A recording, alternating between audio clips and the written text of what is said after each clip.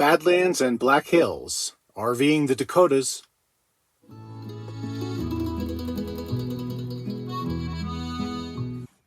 Hi, it's Roseanne and Guy, and welcome back to Amore Van, where we talk about our Embassy Dolphin Class B RV and our adventures in it.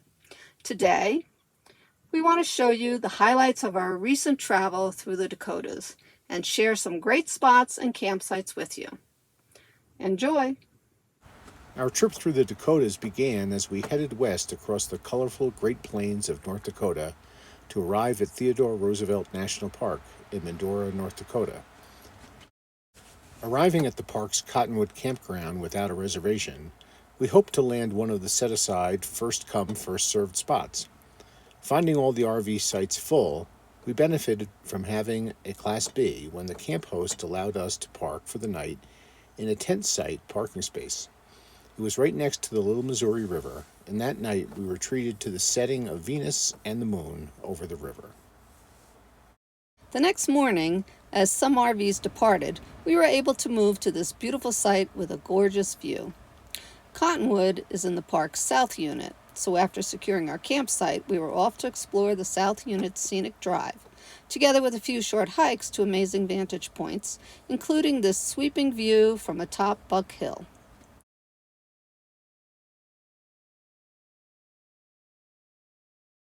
Amazingly, we were blessed with a great timing on the Boycott Overlook Trail, where we looked down upon a doe and the two fawns she had birthed only minutes before our arrival. If you look closely, you can see the placenta on the ground. We got to witness the twins' first shaky steps. The next day, we decided to take a day trip to the park's north unit, about an hour away. We were so glad we did. More remote and therefore less visited, the north unit is arguably even more spectacular. This view from the Riverbend Overlook, with its shelter constructed by the Civilian Conservation Corps in 1937, is hard to rival. The north unit also boasted a sizable herd of bison and some unique geological phenomena called cannonball concretions. Next, it was another trip around the south unit to take in a few sights we missed the first day, and to an overlook for a beautiful sunset. The following day, we relocated to the adjacent town of Medora and Red Trail Campground, equipped with some much-needed laundry and hot showers. Medora is a quaint western town and home to the North Dakota Cowboy Museum, which was well worth a visit. Medora also hosts the renowned outdoor Medora musical. It may be a bit corny, but it's great entertainment and worth it for the majestic setting alone.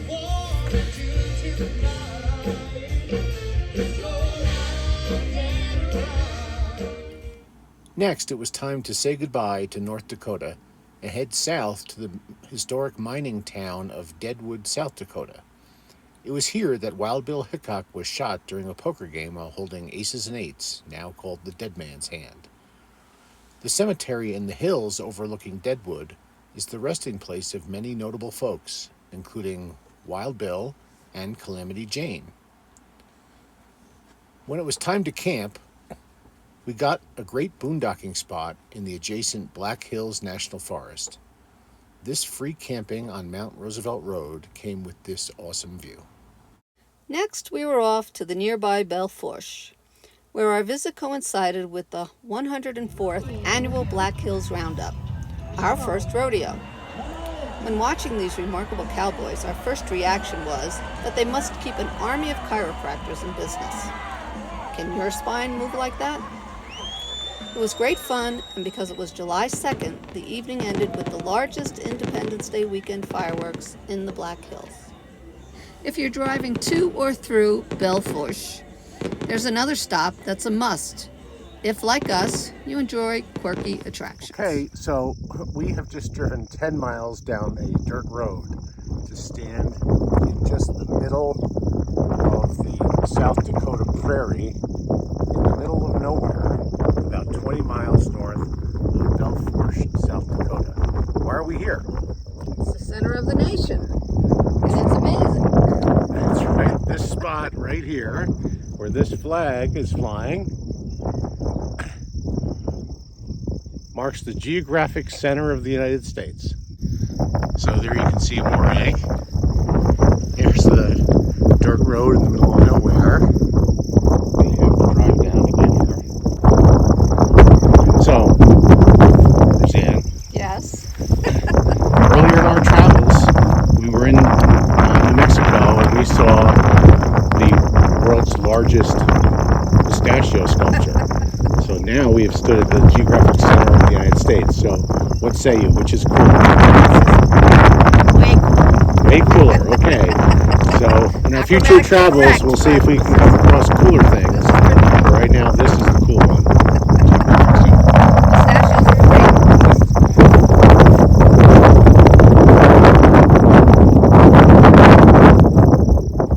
Next, we were off to continue our Independence Day weekend celebration by visiting Mount Rushmore. It was fascinating to learn about the artistry, engineering, and perseverance that brought forth this amazing sculpture. Our day at Rushmore ended with a performance by the U.S. Air Force Academy Band and the lighting of the sculpture.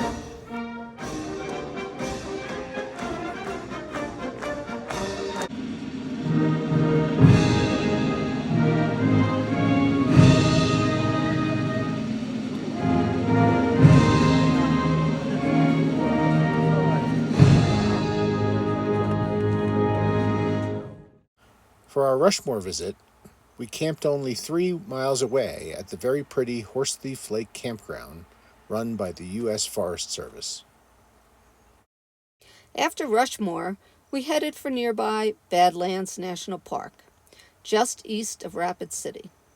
Here we encountered an almost otherworldly landscape that defies description and to which no photography can really do justice because of its grandeur. And of course, there was yet another bison traffic jam.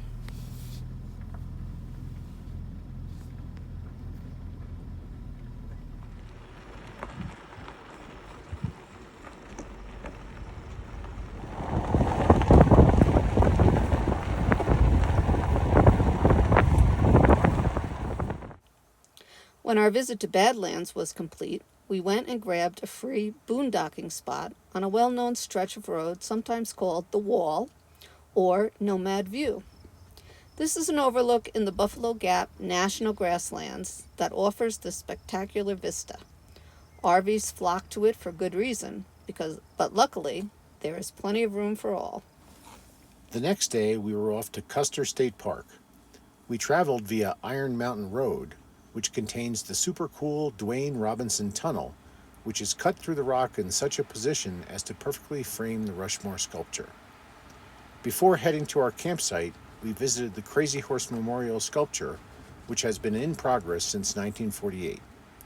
The site also houses a great American Indian museum with many noteworthy artifacts. We camped at the Game Lodge campground inside the state park. It was fantastic, meticulously maintained campground with nightly ranger programs. The next day, we were off to explore the park's Wildlife Loop Road, which is a beautiful drive on which we encountered a sizable bison herd. One word to the wise. At the southern end of the Wildlife Loop Road, there is another road, Red Valley Road, that is a back way into Wind Cave National Park. We attempted it, but it was very rough, and about a mile in, we found it impassable to our van due to deep ruts. Because the road is very narrow, we had to reverse quite a bit to get to a place where a turnaround was possible. So, learn from our experience. We don't recommend this road to anything other than a high-clearance four-wheel drive vehicle. The following day, we headed for the town of Hill City via the park's very scenic Needles Highway, which includes these 3 very cool tunnels. For your planning purposes, note that the lowest is 9 foot 8 inches and the narrowest is 8 feet. Amore made it with the mirrors folded in. Arriving in Hill City, we enjoyed a great lunch at the Alpine Inn, which had been recommended to us by some locals we had met back in Madura. During your travels, always chat with people from the area whenever you can. Many of our great experiences have come from tips we've received from locals. In the morning, we said goodbye to Custer State Park. All in all, we have to say that Custer is just a terrific park and a destination location for sure. It is beautiful and as well run and as well maintained as any park we visited in our travels, state or national. So, hats off to the South Dakota Game, Fish, and Parks Department. Our next destination was Spearfish Canyon, so we decided to camp for the night near the southern end of the canyon by Cheyenne Crossing, so we could explore the canyon the next morning. We chose the Hannah Forest Service Campground. It's first come, first served, and we scored a great campsite along the Spearfish Creek. Enjoyed a short hike to a beautiful viewpoint and some excellent stargazing. The next morning, we were off to explore Spearfish Canyon. Several short hikes brought us to soaring palisades and beautiful waterfalls, all courtesy of the Spearfish Creek, which has been carving this canyon longer than the Colorado River has been carving the Grand Canyon. To come to the Black Hills and miss Spearfish Canyon would be a terrible mistake.